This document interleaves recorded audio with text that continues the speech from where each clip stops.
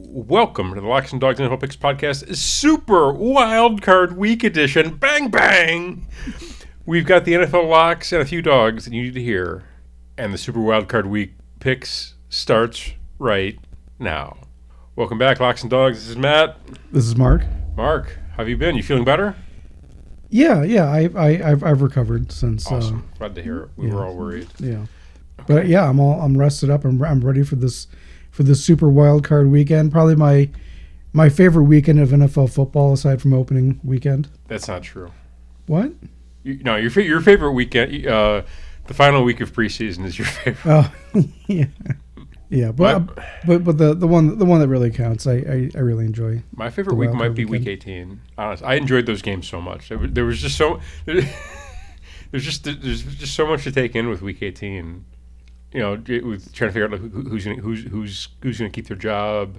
You know, teams jockeying for playoff position. You know, teams resting guys, teams that just don't care. You get like a really nice mix. Yeah. It's borderline preseason-ish.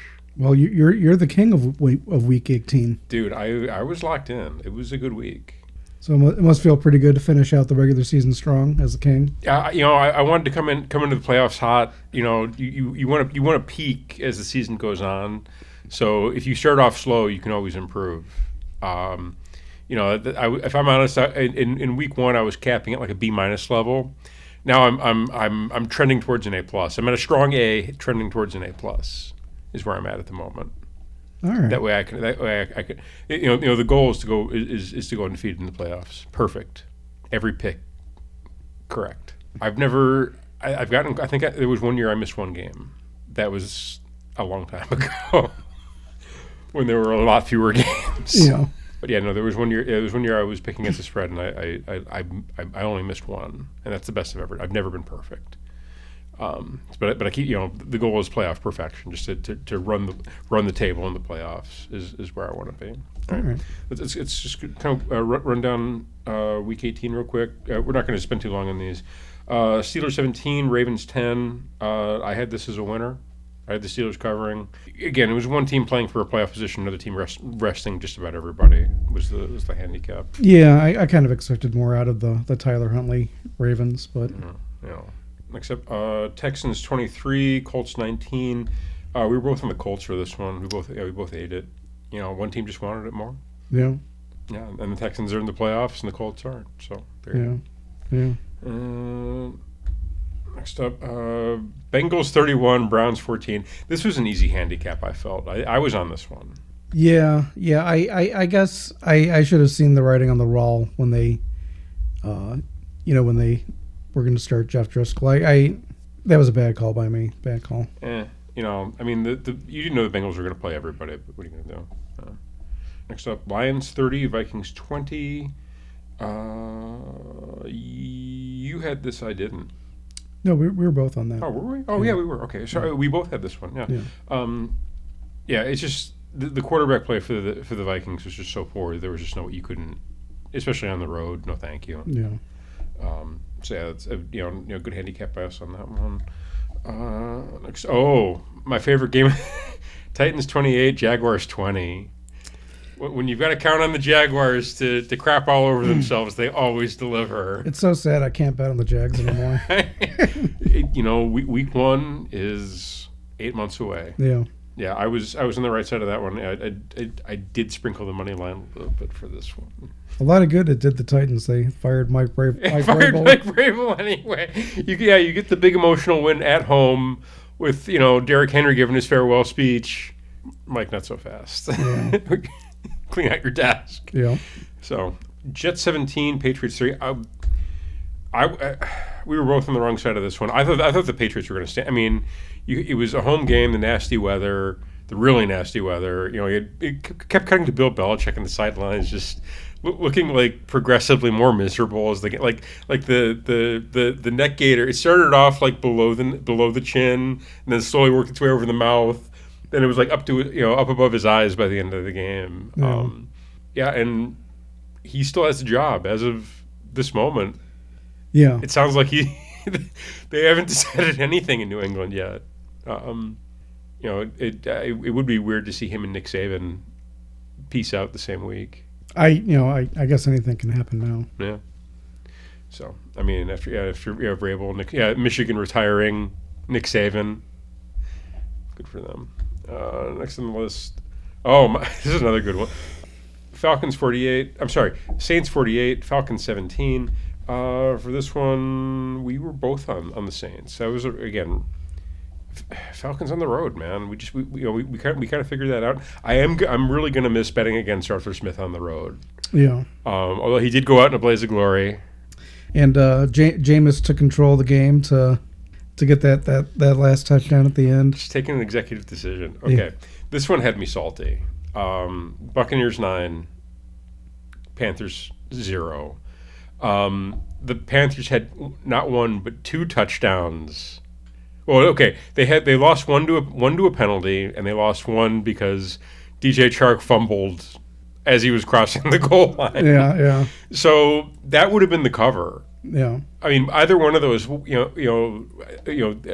the Panthers aren't the Panthers, that would have. It's 9-7. I would have had the cover. I think you were on the Bucs. You were on the Bucs too. Yeah. No, we were both on the Bucs. Yeah. Oh, we had this right. Yeah. What am I talking about? I don't know. So if either of those, you had the Panthers the week before. That's right. Yeah. Okay, I gave up on the Panthers for this one because the Bucs needed this game. Yeah. Okay. I remember. I apologize, Mark. Thank you for jogging my memory. But either way, still, if either of those touchdowns count, we don't cover. Yeah. So thanks to the Panthers for being the Panthers. Yeah. Except, Packers 17, Bears 9. Yeah. I lost a fair bit of money on this one. I had a couple of props in this one that actually hit. So again, I always kind of weigh out. I balance out the lock props with the ballsy money line, and the Bears were just they were. It says 17-9, but it felt more like I'll say 30-9. Yeah. I didn't get the sense the Bears were ever really in this game, if I'm honest. Despite it being a one-score game going into the final few minutes. Again, just the Bears had a weird game plan. Their zone was exceptionally soft. They didn't try to tighten up on the worst receiving core in the league. So said the Bears secondary. Yeah, I think they were missing Jalen Johnson too. Yeah, that hurt. Yeah. They obviously missed him. I think they would have tightened up even more if they had Jalen Johnson. The pass rush wasn't very good. I saw a lot of Bears defensive linemen pushing both of their hands into the chests of Packers linemen for the majority of the game. Yeah. And the offensive game plan was terrible. Yeah, the offensive line didn't play well either. So. They couldn't block. They couldn't block or tackle. I was not happy with the tackling. I thought that was they were trying to go for weird turnovers, and I'm like, guys, just, if you tackle him, you'll get the stop and you'll get off the field that way. You don't have to go for the weird turnover every time. Rough watch. Bears were up 3-0 in the beginning, but they needed touchdowns. They needed touchdowns, not field goals. So moving on. One of the easiest covers of the day, Raiders 27, Broncos 14, all over it. Yeah. Easy money. Next up, another, again, easy cover. Giants 27, Eagles 10. I was on the Giants. Yeah. Who did you have for the Eagles? No, I was on the Giants too. Oh, okay. Good job by you. I told you I'm a big tight rod believer. Seahawks 21, Cardinals 20. We did not get the cover here. At least I didn't. I did. Oh, did you? You were on the Cardinals. Good job by you. Yes, I did. The Cardinals finished off strong to the year. I felt good going into that one, so they played well at the end. Yeah, and the Seahawks, they got the win and still missed the playoffs. Oof. Yeah. Spicy meatball. Chiefs 13, Chargers 12. This one stung. The Chargers were. I believe I was on the Chargers for this one. You were. Yeah, you were on the Chiefs. Mm-hmm. You get the good cover. Again, I feel like the handicap was right. Just the Chargers. Chargers are a lot worse than I thought.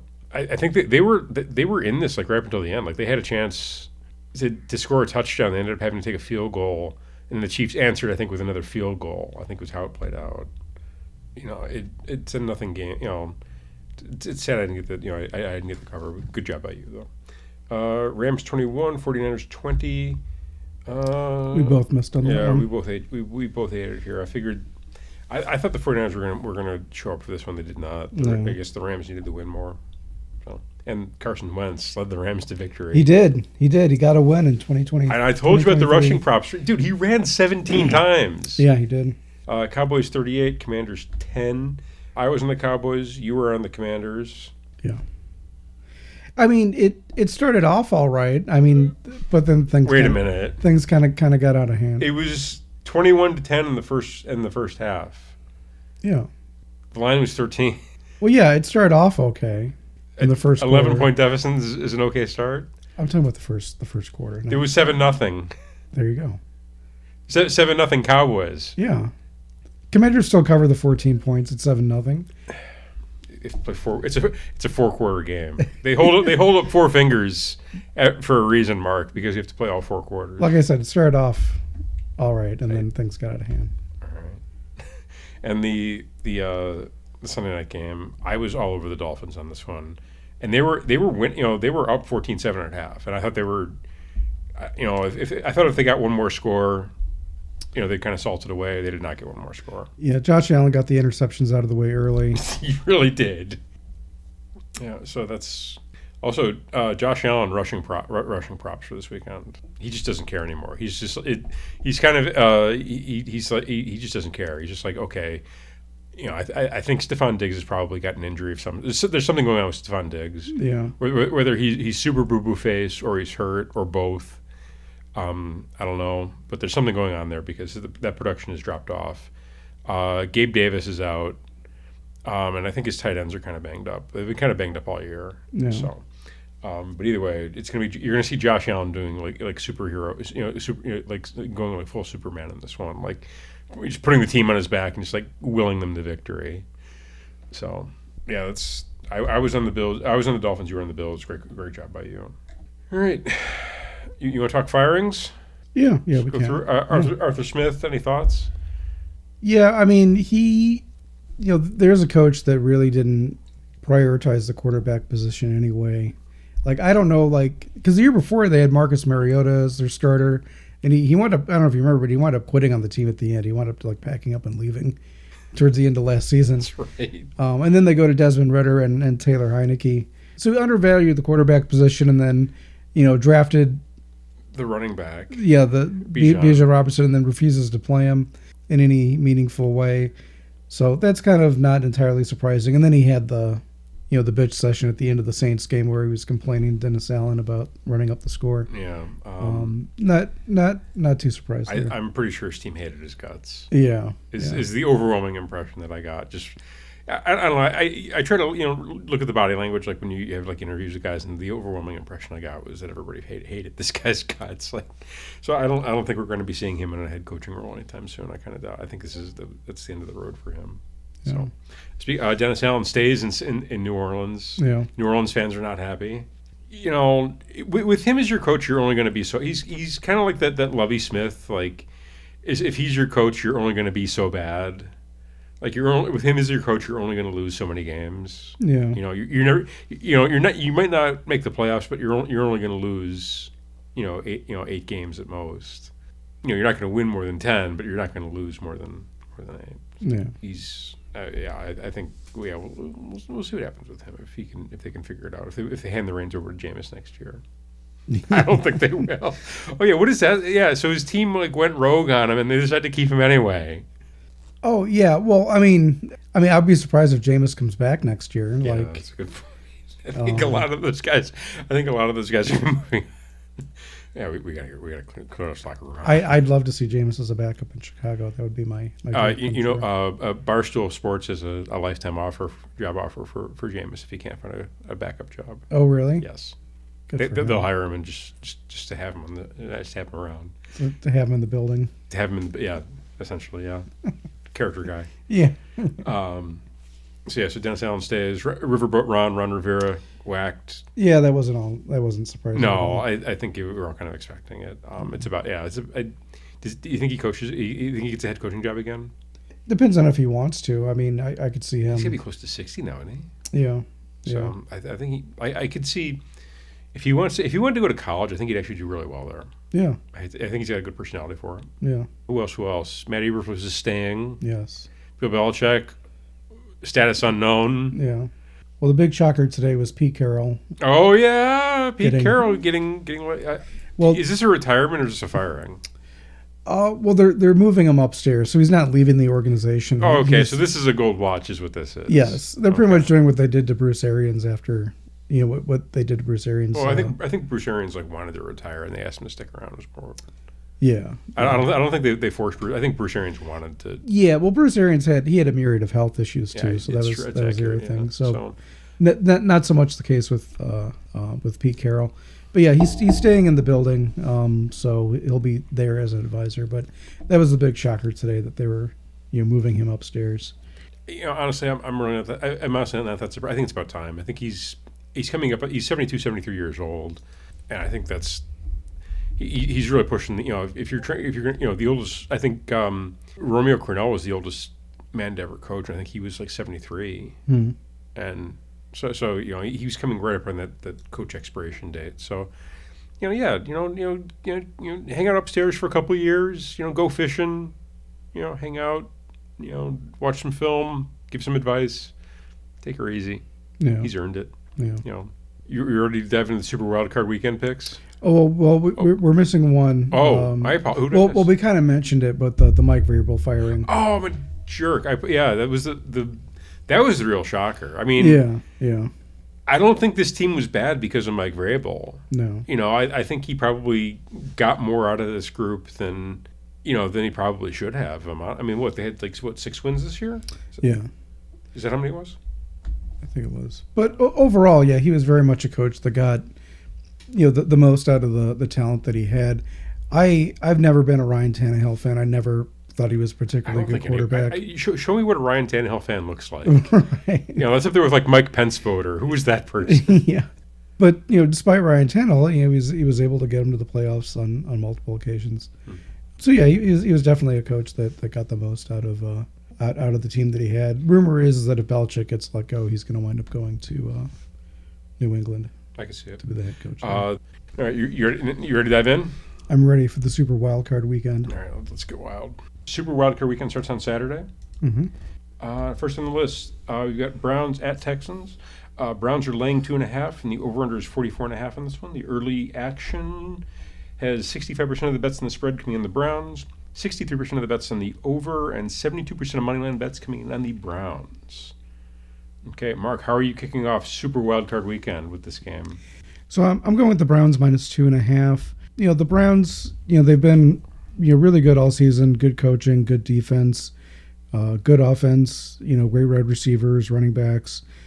Despite the setbacks that they've had all year long, Texans, it's been a great story all year long with C.J. Stroud getting his team into the playoffs. But at the end of the day, I think that the Browns defense might be a bit too much for C.J. Stroud to handle. So I like the Browns minus 2.5 here. Okay, we actually saw this game before. Christmas Eve. Oh yeah. Browns at Texans. Browns 36, Texans 22. The only concern is, who the quarterback was for the Texans for this one? Oh, was it Case Keenum? No, Davis Mills. Davis Mills? Oh, Yeah. okay. I think they might have split. Hang on. Yeah, I remember right. Yeah, it was a split. It was the one where Case Keenum got benched because he threw 2 interceptions. Oh, okay. So you had Case Keenum and we were both right. Case Keenum and Davis Mills shared duties. This is the Joe Flacco game where he freaking drilled him for 368 yards. Also worth noting, Joe Flacco has never lost a wild card game in his career. That is worth noting. I'm also on the Browns. I think that defense is going to stand up, and I really don't care that C.J. Stroud is under center. I mean, I like it better. Obviously, if it was Davis Mills or Case Keenum under center, the line wouldn't be minus 2.5. But I just think that the Texans are coming into this a bit banged up. They're missing a few weapons. It's not quite the same high-flying offense that we saw earlier in the year. And I think, Joe Flacco is a terrible matchup for this Texans defense. I think, he's going to be, he found the soft spots in the zone before. He's going to be able to do it again. He did throw 2 interceptions against them. I think the Browns were able to clean that up. Also, I think they were going to be able to do a bit more with the ground game. Jerome Ford and Kareem Hunt really, they both found the end zone, but they didn't do that much on the ground. It was mainly Joe Flacco just slinging it all over the place. So yeah, give me the Browns to get the win on the road. There's also, rookie quarterback starting in his first playoff game, veteran quarterback who's literally seen and done just about everything in the NFL. So yeah, give me Joe Flacco. The Flacco magic carries it on for at least one more week. Browns minus 2.5 is a play for me. Yeah. Okay. All right. Next up. Oh boy. Dolphins at Chiefs. Chiefs minus 4.5. Line is swelled. Over under is 44. Early bets on this one. 58% of the bets on the spread coming in the Chiefs, 76% of the bets in the under, and 78% of the bets on the money line coming in on the Chiefs. Mark, did you know that the Dolphins have never won a road game where the temperature is lower than 40 degrees? I did know that. Okay, well, guess what? That's not a trend that's going to break this weekend. I don't care what the line is. Give me the Chiefs by $1 million. I'll take the Chiefs minus 4.5. Is that what it's at? Honestly, you could probably set this at 10, and I would still take the Chiefs. I'm honest. I don't think the Dolphins are going to be able to do anything in the cold. I think that the Chiefs, they can ground and pound it a little bit. One of the props for this game that I really like is Pacheco over on carries. I think they're just going to hand the ball off, ground and pound it, grind out the clock, just kind of grind the Dolphins down, and walk out of Arrowhead with the win. The weather's going to be absolutely miserable. I've heard first it was going to be 10 degrees at kickoff. Now it's going to be 0 at kickoff. If you're going to this game, God bless you. Stay warm. Yeah. Give me the Chiefs. I'll lay the 4.5. Mark, what say you? Well, for this one, I'm going with the Dolphins plus 4.5. The Chiefs, they've won games throughout the course of the year, but they've looked kind of rough doing it. I do like the coaching aspect here, in Andy Reid versus Mike McDaniel. It should also be worth noting that these two teams did play each other in Week 9, albeit in Miami. Dolphins won 21-14. What was the weather there? Was it warm? Yes, okay. It was warm. It was above 0. Oh, but yeah, the Chiefs the Chiefs have seemed to struggle throughout most of the year. I think we have a Tyreek Hill revenge game on our hands here with this one. So yeah, give me the Dolphins plus 4.5. Okay. The Dolphins don't have any linebackers. You know that, right? They'll find someone. They're signing guys off the couch. You're going from the couch to the playoffs. That's not a. They did sign Justin Houston this week. I think they signed a couple guys. Yeah, they did. Yeah. I all the best to the Dolphins. I think they're going. I think honestly, I think they're probably going to lose by 20, but we'll see. But that's why they play the games. Yeah. So it's the two games on Saturday. The Sunday games start with the Steelers at Bills. This is Bills minus 10, over under 36. I kind of like the over. The early numbers on this guy: 56% of the bets on the spread are coming in the Bills. This line is swelled from 7.5 to 10, by the way. 61% of the bets in the under. This opened at 43. That's okay. Honestly, at 43, I would have liked the under too. But I think it's at 61% for the under. And money line, 88% of the bets in the money line coming on the Bills. Lock and bet, sweet, minus 500 action. All right. Honestly, for this one, I think this is too many points. I know that the Steelers are without T.J. Watt. That's going to hurt. Yeah. However, I think they can do enough on the ground, and the Bills are also in that kind of strange spot where they don't really drill teams. Even at home, they don't really drill anybody. So I just think it's too many points. I think the Steelers can do enough on offense. I think Mason Rudolph has enough of a rapport with the with Johnson and Pickens to be able to move the ball through the air. I don't love Mason Rudolph on the road in a playoff game, but I just think it's just too many points. I don't think they're going to win. In fact, I think the Bills probably get the job done. They win by 6, but 10 points. I don't love the Steelers. Don't get me wrong. I'm not sprinkling the money line, but I do think this is just it's just too big of a spread for a playoff game. This, if the over under is at 36.5, and if the weather's going to be what they say it is, you're going to see this is going to be a tighter game than expected. So, give me the Steelers and the points for this one. What say you? Going with the Bills, minus the 10. I mean, the Steelers, they kind of, lucked their way into the playoffs. Not a big Mason Rudolph believer. The defense is going to be hurting without T.J. Watt. Mm-hmm. I guess we have to, bet on Josh Allen throwing an interception at some point. Well, we have to. I mean, it's a system play at this point. Yeah.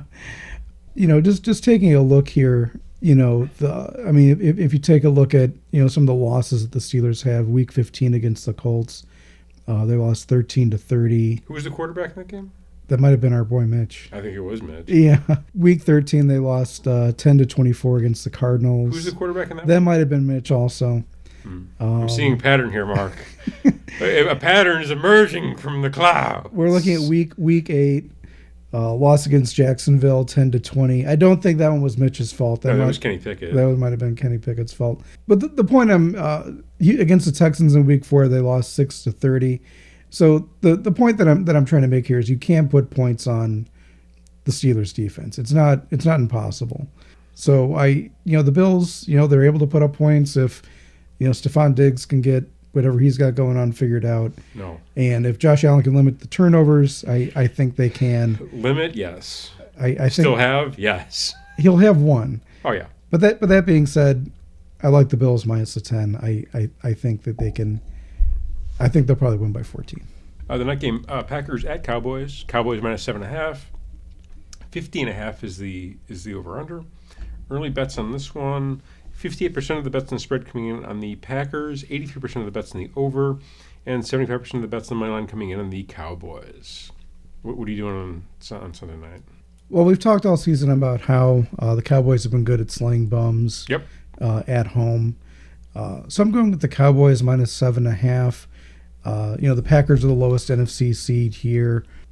Jordan Love has improved in the later half of the season compared from where he started off with, but I still think the Cowboys defense is probably too much for him at this point. I think this really depends on the Cowboys defense scoring against the Packers for them to cover this. I'm not expecting a huge blowout, but I do like the Cowboys in this spot to beat an average Packers team. Not a total bum in the Packers, but a very average Packers team. Also, Mike McCarthy revenge spot. That too. Yeah. So, yeah. I'm on the Cowboys. Again, I just think the Cowboys just have a better roster, just a better team. I think their offense is a bit too explosive. They're going to come in. They're not going to throw screen passes every other play like the Bears do. They're also going to score touchdowns and not field goals. So yeah, give me the Cowboys minus 7.5. I like them at home. They're awesome at home. If this is a road spot for the Cowboys, I'd be fading it. But the fact that it's at home, I like it a lot more. And again, this is Jordan Love's first playoff game as a starter, and I think this Cowboys team is like the best chance the Cowboys have had to like do anything in the playoffs in a long time. Mm-hmm. So I kind of like them to get the win here. I don't, and we'll see what the matchup is for next week. But yeah, I think the Cowboys are the obvious play at home. That's kind of my angle. It's Cowboys at home.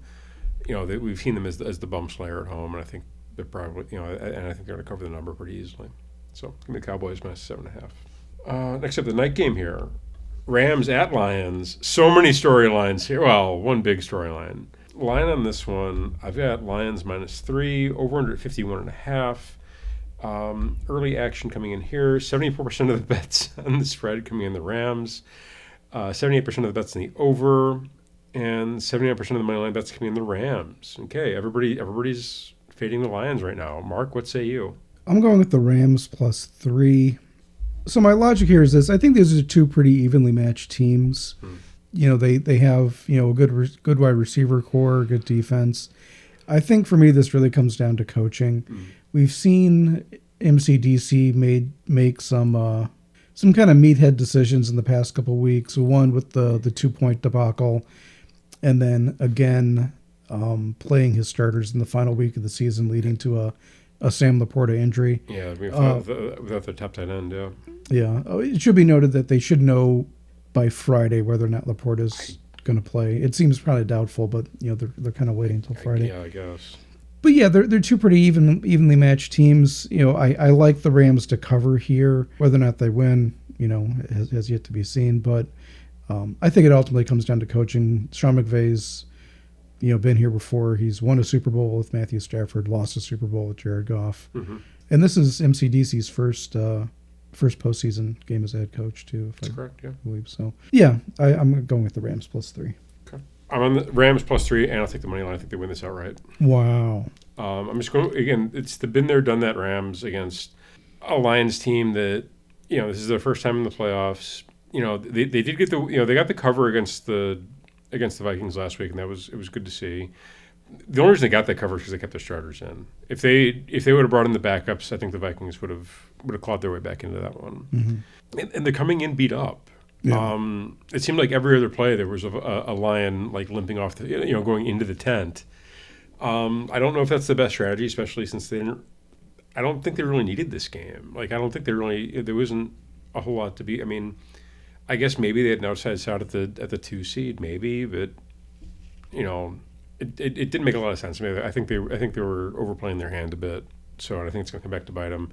I think that again the Rams receivers, I really like them as a matchup against the Lions secondary. I think they can. The Lions secondary is roastable. They had a tough time with Justin Jefferson last week, and now they've got Puka and Cooper. Mm-hmm. And Cooper had the week off. Matt Stafford had the week off. I think a majority of the key veterans on the Rams had the week off last week, and they still got the W against the Rams. Carson Wentz just carried him to victory, literally on his back, off the couch. Let's go. I think this is a Rams smash spot. I think they're plus the 3 and take the money line. All right, next up, Monday night Super Wildcard Weekend football.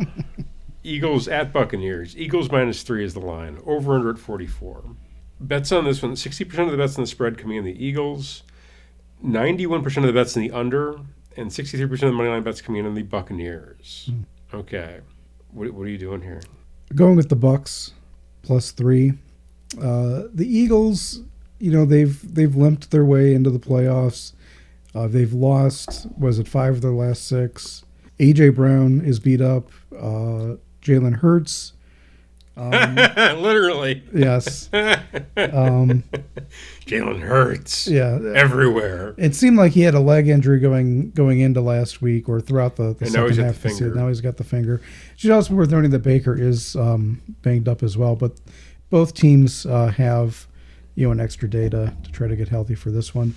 I don't know what's going on with the Eagles. Their defenses look terrible. They've looked off on their offense. It could just be a matter of Super Bowl fatigue from last year from losing that game. But whatever it is, it seems like they're kind of falling apart. The Bucs, on the other hand, I like their defense. They got good wide receivers. They've been running the ball more effectively in the last half of the season. Not sure if the Bucs win this one, but I do like them to cover, just because the Eagles have looked so poor in the back half of the season. Okay. So we got DeAndre Swift questionable, Darius Slay questionable, Devontae Swift questionable, Sidney Brown's done, Jalen Hurts. Somehow the X-ray showed no fracture in his finger. He just had to pop it back in. It's all good. A.J. Brown is questionable with a knee. Reed Blankenship will not return due to a groin injury. My groin. Bunch of guys on the IR. Everybody else is there though. Give me the Eagles -3. Okay. My thought process is that this is like their circle the wagons game. First off, they get out of Philadelphia, out of the East Coast, so they kind of get out of the Northeast, I should say. So they get not quite as hostile an atmosphere. It's going to be, nobody's afraid to go into Tampa. I'm sorry. It's just not an intimidating atmosphere.